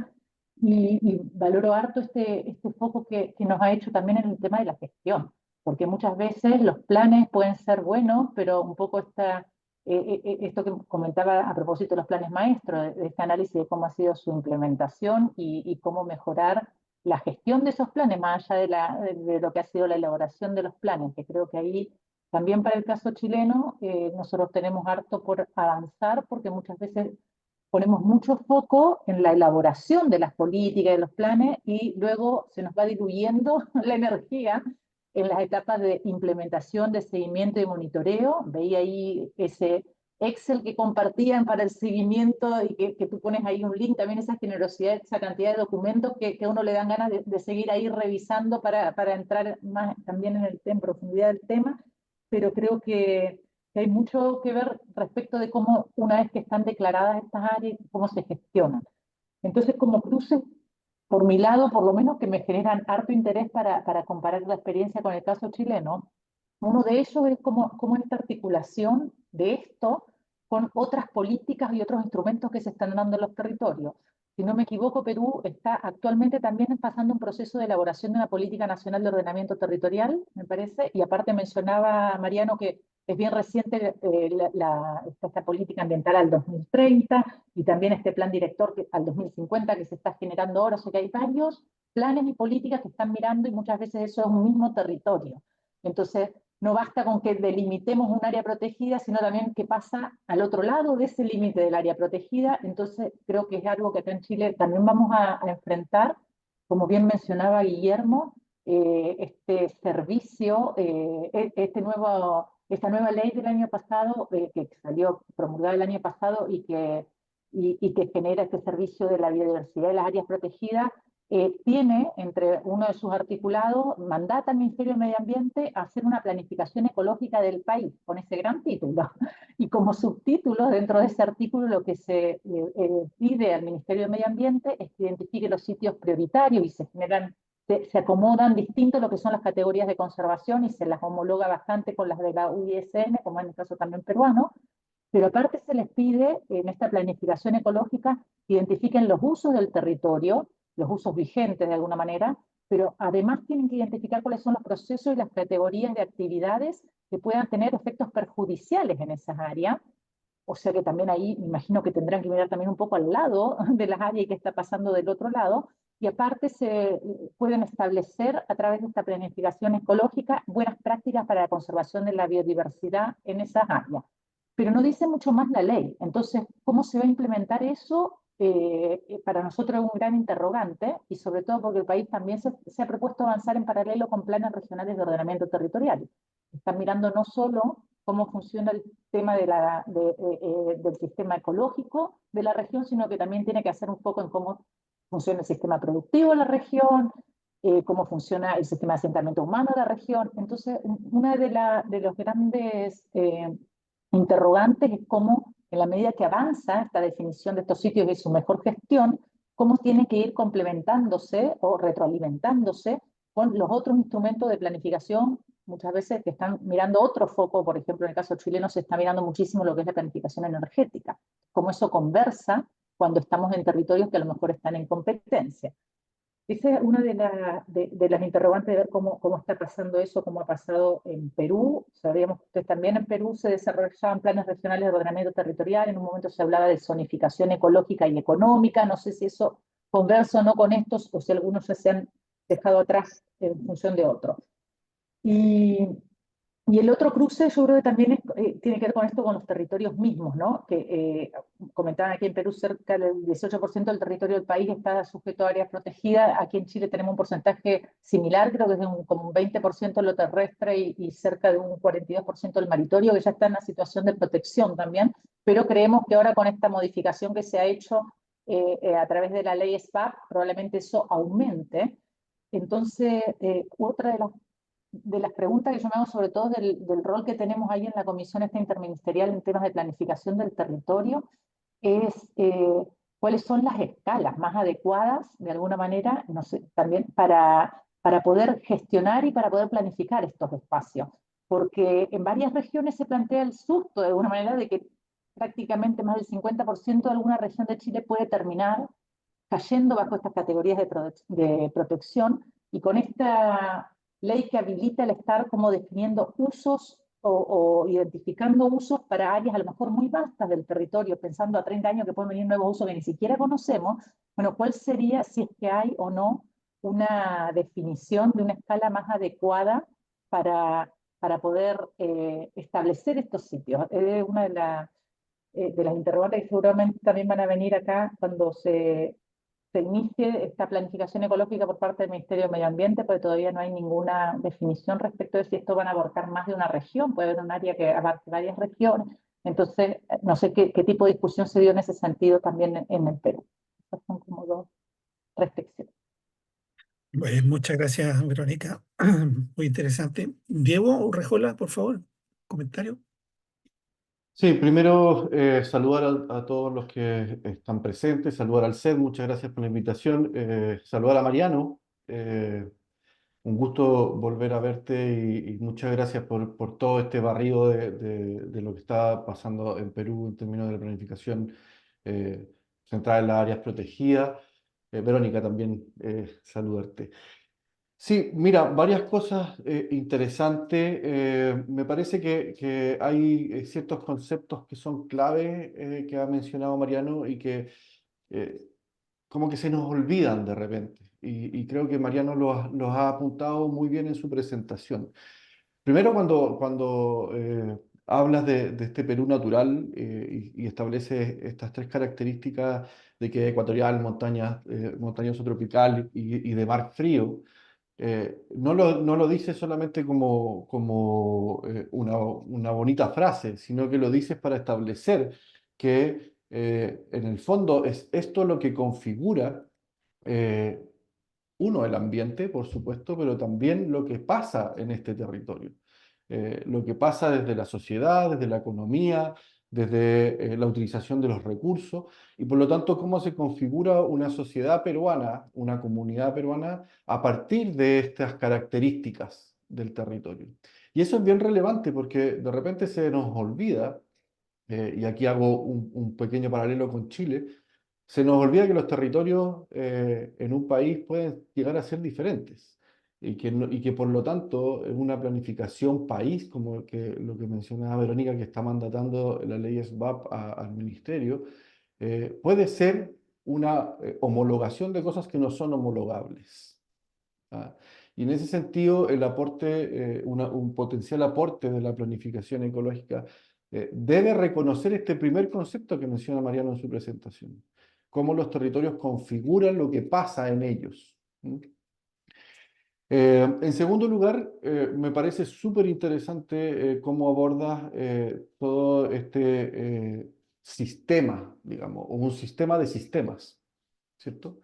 Este Sistema Nacional de Gestión Ambiental que toma varios otros sistemas, el de áreas protegidas, el de evaluación ambiental, el de gestión hídrica, el de fiscalización y el de información ambiental, y los articula para establecer esta gestión, ¿ya?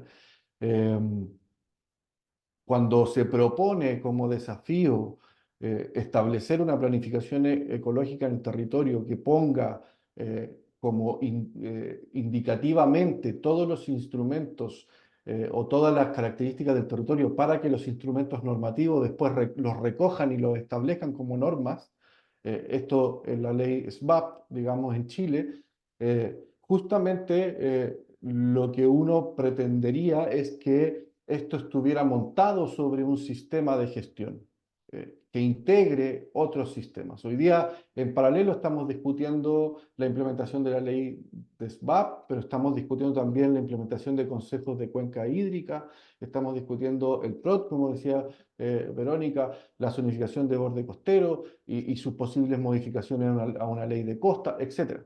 Muchas cosas pasando en el territorio que si no se montan sobre un sistema coordinado como un poco lo establece un sistema nacional de gestión ambiental, puede ser que estén chocando más que haciendo sinergia entre ellos, ¿cierto? Y haciendo lo que se pretende o lo que pretende la planificación ecológica como instrumento de conservación de la biodiversidad, que es establecer lo que existe, lo que se usa, los instrumentos para que la normativa después los recoja. Me parece súper interesante también cuando se habla de esta política, cómo integra la política de Estado, este número 16 de Desarrollo Sostenible y Gestión Ambiental, cómo integra la política nacional del ambiente con otras. Verónica lo decía, con temas económicos, sociales y culturales que son finalmente indivisibles cuando uno está hablando de territorio. Cuando uno habla de territorio está hablando de sus características ambientales, físicas, pero también en su vínculo con una comunidad que ocupa y usa ese territorio, ¿cierto? Entonces, cómo esta política logra o pretende integrar, creo que es un buen desafío a mirar. Pero también, y quisiera con esto cerrar esta parte, decir la importancia que, al menos en la presentación de Mariano, se establece a lo local. ¿Ah? Eh, Decía, los planes maestros son un proceso de negociación con actores locales. O sea, en este instrumento de plan maestro, que es como el más concreto después de toda esta bajada de política, hay un proceso de negociación con actores locales para establecer ese plan maestro. No es algo que cae desde el cielo y se establece. Hay una conversación. Y eso también lo vi reflejado en las otras dimensiones de esta gobernanza también, ¿ya? Como en la estructura también de las áreas protegidas también aparece una estructura a nivel local, municipal, de áreas protegidas. Qué importante tomar en cuenta que esta planificación ecológica, si bien puede hacerse de arriba hacia abajo desde el punto de vista normativo, tiene que surgir desde información de abajo hacia arriba. De manera que las metas y los objetivos que se quieran lograr tomen en cuenta esa diversidad de territorio, pero también esa diversidad de comunidades. Me parece ahí que hay algo que está en la exposición de Mariano que nos dice, bueno, vamos a tomar en cuenta un objetivo muy importante que son los bienes y servicios ecosistémicos, Política Nacional del Ambiente, como objetivos de esta política, pero en una conversación con lo local. Ahí hay un vínculo súper interesante.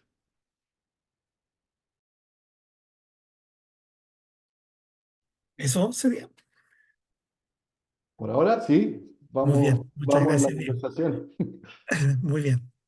Bueno, la importancia de organizar las distintas decisiones que tienen un carácter más estratégico y que son más indefinidas, ¿ah? Porque cuando uno evalúa un proyecto, tiene un área de influencia y puede sobreponerlo no con otro.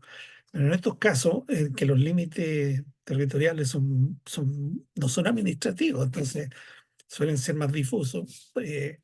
Es un poco más complejo, pero sin embargo es muy importante de que las decisiones tengan relación entre sí. Yo lo que veo que, por ejemplo, lo que se haga con adaptación al cambio climático converse con lo que se haga respecto al área protegida y con lo que se haga respecto al desarrollo de las regiones. No tendría ningún sentido que no conversaran. Por lo tanto, estos no son esfuerzos sectoriales individuales, sino que son procesos transversales, ¿verdad? Que requieren una forma diferente de hacer gestión. Y de ahí valoro los comentarios de Verónica y de Diego respecto a este sistema que presentó Mariano, que intentaba reflejar lo que significa tener un sistema de gestión de este caso, áreas naturales, áreas protegidas.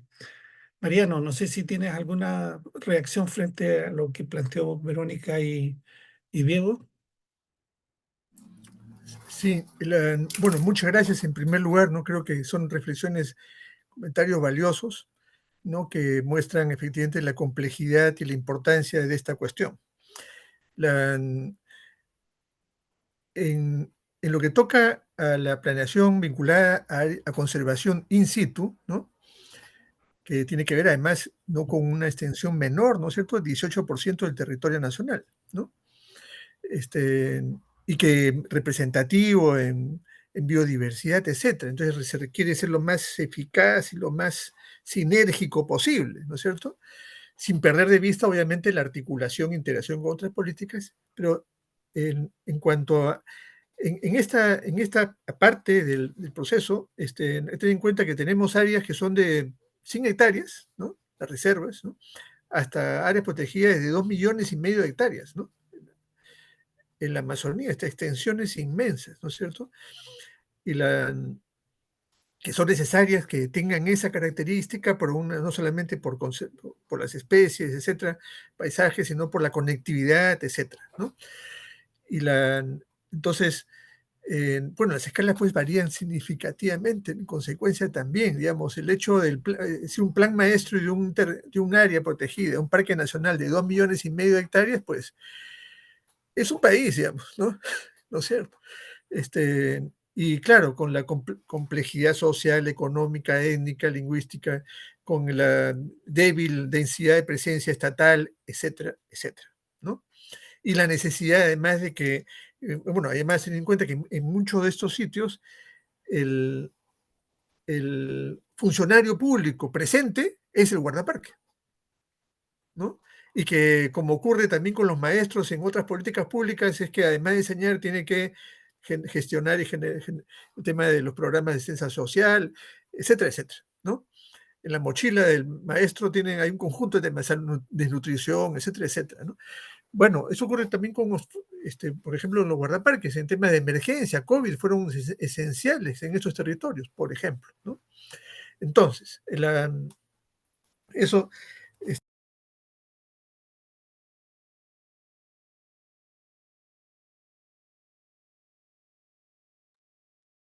Mariano, tu micrófono se bloqueó. Ay, sí, Ahí sí. no sé por qué razón, sí. Este, y decía, en atención a lo anterior, entonces, pero en cualquiera de estas escalas y niveles, ¿no es cierto? La integración y articulación son esenciales, ¿no? Porque claro, por más que se ha construido estos sistemas funcionales, ¿no? ¿No? Y por más que en el proceso de construcción y establecimiento de las áreas protegidas se busca efectivamente integrar el conjunto de expectativas, intereses, ¿no? Muchas veces ese entusiasmo, como bien han señalado, se pierde cuando ya se tiene que aplicar a todo aquello que se estableció como prioridades y metas y demás. Pero bueno, lo que quiero anotar en este punto es de que lo que pone este esfuerzo del planeamiento en primer lugar de que la cuestión natural es que se constituye en condición de operación política, en condición de operación de desarrollo de conjunto de actividades, ¿no? Eso, y además de manera informada, no solamente, ¿no? Y en estos territorios de manera más prioritaria. En consecuencia, uh, tiene mucha razón, que también lo destacó, que cada esas zonas tiene su particularidad, es una condición de operación específica, considerando las particularidades y diversidad de cada área protegida, pero teniendo en cuenta esta visión general que ofrece el plan director. Y le da una fuerza política y de condición de operación mayor, porque en los diálogos políticos con, por ejemplo, el Ministerio de Economía, con el Congreso de la República, cuando aprueba presupuestos o cuando se discute de tal o cual proyecto, ¿no? Tiene mucha más fuerza. Y los beneficios y servicios tienen esa dimensión. Hay cosas que sí, en consecuencia, generan una, una, fuerza, una fuerza política mayor a esa condición de operación. Entonces, bueno, y los sistemas, y sin duda, pese a, decía, los avances de los sistemas funcionales, se mantienen, pues, por cierto, dificultades, superposiciones, porque, claro, a veces se considera de que lo definido ahí es solamente responsabilidad de servicio de áreas protegidas, y que se encargue de hacer lo que impulsó, ¿no es cierto? Y de ahí la importancia, por ejemplo, de vincularlo con los planes presupuestales, ¿no? O programas presupuestales, perdón, que es, como así se llama, una modalidad de gestión presupuestal en donde se establecen resultados, ¿no? Responsabilidades multinivel y multiinstitucional para efectos de atender cosas. Hay programas presupuestales de diverso tipo, ¿no? En materia ambiental, vinculada, por ejemplo, a áreas protegidas, o a gestión de residuos, o a, en fin, etcétera, varias cosas, ¿no? Debería haber más, dicho sea de paso, pero en fin, esto sabe, ¿no? Y nada, entonces ahí se le da, oye, este plan no es un documento que no te va a servir para mejorar tu asignación de recursos, se le dice, no sé, por ejemplo, al funcionario del Ministerio de Agricultura, al funcionario de Pesquería, al funcionario...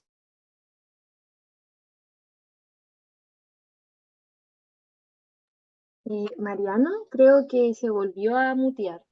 Sí, se volvió. Decía, Ahí está. sí, no sé por qué razón, este, o sin razón en realidad. Pero bueno, el tema es de que se generan entonces sinergias vinculadas con la condición presupuestal, ¿no?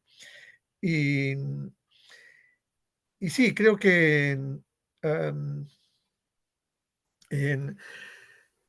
en el territorio, ¿no? Y termino quizás con esto, todos los comentarios han sido valiosos, pero quiero anotar algunos.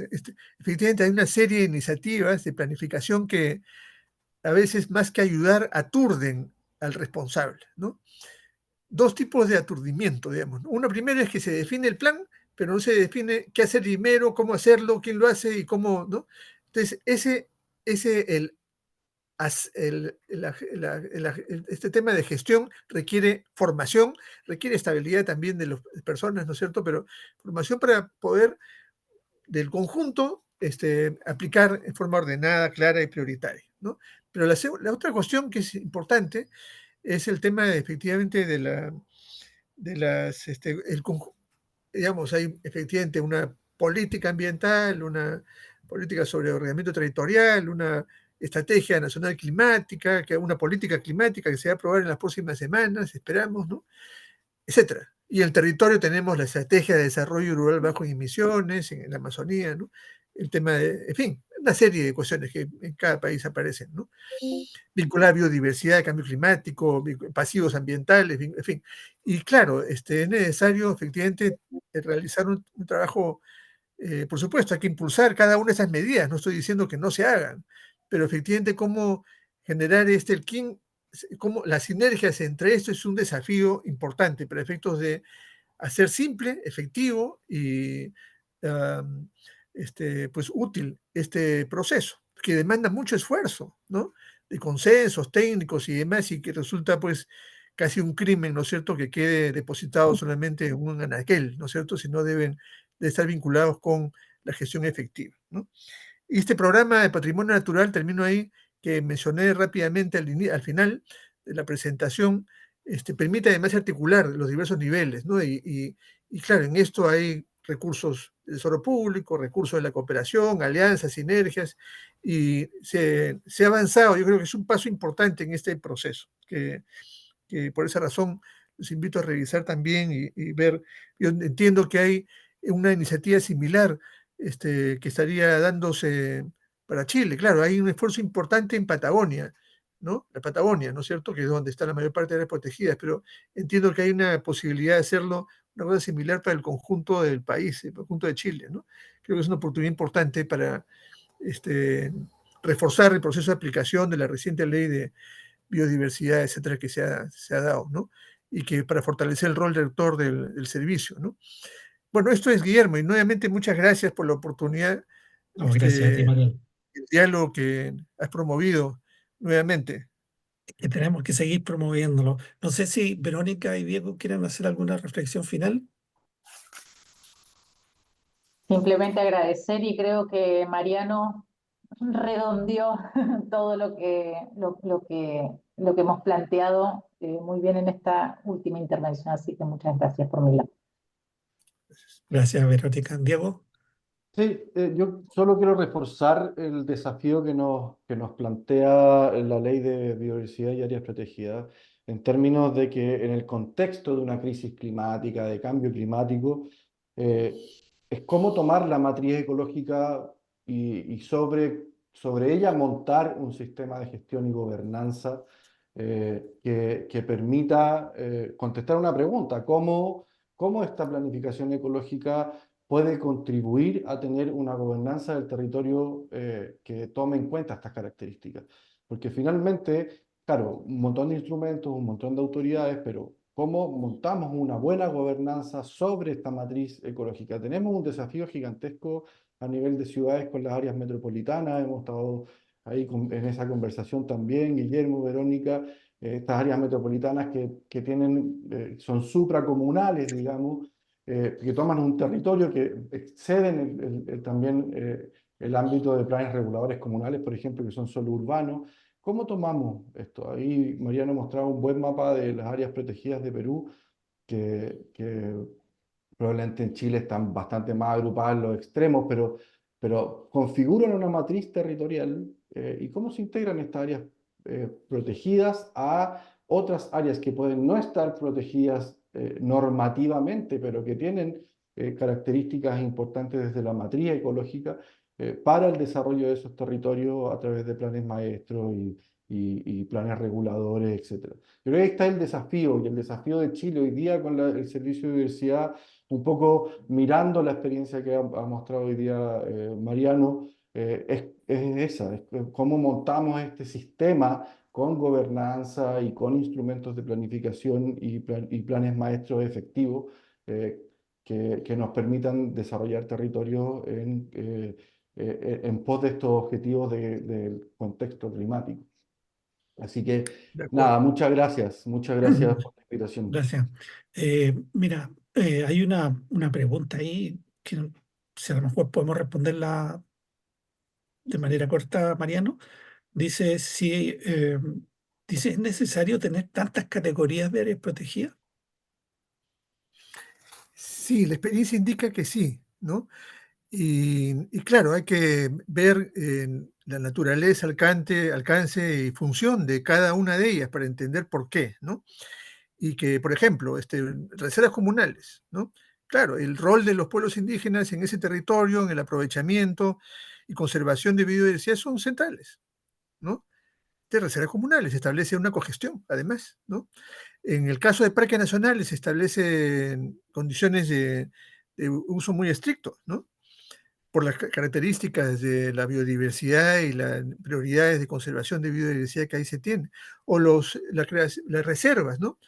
Es parte del proceso, es decir, primero se constituye la reserva para que a partir de ahí se asignen recursos para una mayor investigación y generación, además de consensos sobre los propósitos, alcance y propósitos que tendrá esa área protegida, por mencionar 3 casos, ¿no? Y sí, creo que en general hay que tener en cuenta que hay una primera dos categorías que son importantes, ¿no? Que tener en cuenta para que simplifican esta categorización que a veces puede ser un poco enredada, ¿no? Uso directo y uso indirecto. Aquellos que se puedan aprovechar y explotar recursos y aquellos que no, ¿no? Siempre se respeta los derechos preexistentes, adquiridos preexistentes, ¿no es cierto? Pero esa es un poco la gran categorización. Y a partir de ahí, como en términos de proceso de categorización, ¿no? Y en cuanto a las definiciones de, ¿cómo se llama? Como señalé, posibilidades de aprovechamiento y explotación de los recursos, ¿no? Y en todos ellos tienen además una cosa común, que es efectivamente contribuir a asegurar la conservación in situ, es decir, en el territorio, de la biodiversidad más representativa del país, ¿no? Entonces, sí, presenté a lo largo de la presentación cómo ha ido evolucionando, ¿no? De 2 categorías, luego pasó a 5 y luego, bueno, actualmente tenemos esta relación. Y creo que la experiencia apunta a que eso ha sido positivo. Gracias. Mira, la última pregunta. Estamos aquí abusando de ti. Preguntan si conoces tú, si ha habido algún grado de interacción entre Perú y Chile respecto al sistema chileno de áreas protegidas y aprovechar la experiencia peruana en el SINAMPE. Si conoces si han Sí, habido... hay en primer lugar una red latinoamericana de áreas protegidas, donde están los entes rectores, interactúan experiencias, se reúnen y acuerdan. Y además también se tiene como parte de las actividades de esta red unos congresos latinoamericanos de áreas protegidas, donde se presentan experiencias, se acuerdan cosas, se intercambian ideas. Yo creo que es un espacio además regional, ¿no? Es muy positivo.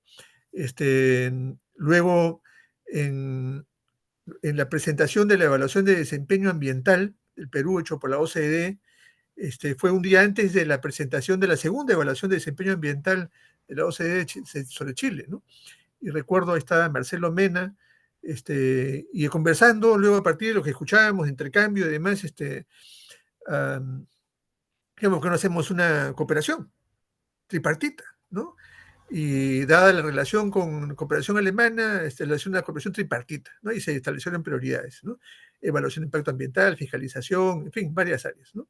Ahí se hizo, fueron 2 y pico años, ¿no? Y es una experiencia que se puede seguir potenciando, ¿no? Creo que la experiencia a propósito del impulso de una iniciativa como la de Patrimonio Natural del Perú puede ser valiosa para la experiencia, ¿no?, que se ha hecho en Perú, puede ser capitalizada y reimpulsada en Chile. Creo que por otro lado, en el establecimiento de listas verdes, ¿no? Estas listas, digamos, como reconocimientos especiales que hace UICN respecto a áreas protegidas que han cumplido determinados requisitos, ¿no? O estándares, ¿no?, que tiene la UICN. Ha habido un intercambio, ¿no?, del proceso en ambos países de cómo se ha ido hacia la obtención de reconocimiento, ¿no? Creo que en Chile hay como 2 o 3 y en Perú hay como 4 o 5, un poco más, ¿no? Y había intercambio entre los técnicos, y ese intercambio es valiosísimo, ¿no? Porque además se hace intercambio sobre la base de referentes o estándares comunes, ¿no? Y a partir de ahí se genera. Luego, bueno, no tenemos área compartida, área natural en las fronteras, ¿no? Pero, digamos, terrestre.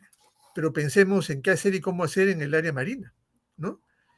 Hay cuestiones que van más allá solamente del ámbito estrecho de la frontera. Digamos, hay experiencias en ese sentido en el marco de la Comisión Permanente del Pacífico Sur, ¿no?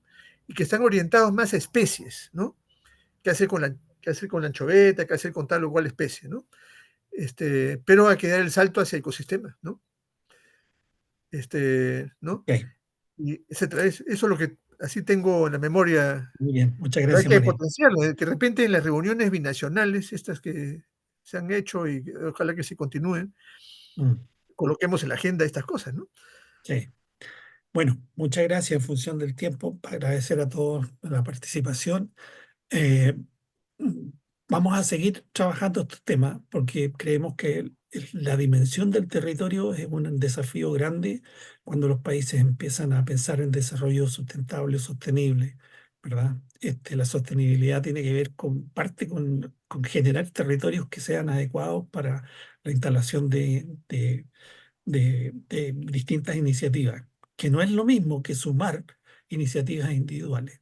Entonces, esto parte de arriba hacia abajo, por lo tanto, aquí hay una planeación que es más estratégica. Es decir, primero, ¿qué queremos hacer? ¿Qué queremos conseguir? Y luego, ¿cómo lo vamos a hacer? ¿Verdad? Que no es lo mismo que abordar impactos que uno pueda definir que se pueden producir en un lugar. La idea acá es que no se produzcan y que se produzcan aquellas cosas que deseamos. Y lo segundo, Mariano, que ahí te quiero agradecer especialmente, que aquí no se trata de hacer planes, se trata de hacer conservación, que es un poquito distinto, porque el plan podría quedar muy bien escrito en una anaquel, ahí como el tuyo ahí atrás, que está lleno de libros, y no necesariamente la conservación de la biodiversidad va a estar de manera relevada, ¿no? Entonces aquí el definir lo que queremos hacer y cómo lo queremos hacer va asociado a la definición de las condiciones necesarias y las capacidades necesarias para que ello ocurra. Sin eso es muy difícil poder hacer un proceso de gestión y generar territorios sustentables como andamos conversando. Muchas gracias a todos. Nos vamos a Muchas luchar con gracias. el almuerzo. Gracias, Mariano. Ojalá podamos Adiós. tener otras conversaciones en el futuro. Gracias a Verónica y gracias a Diego. Y seguiremos conversando. Un abrazo. Chao, Gracias. chao. Chao. Chao.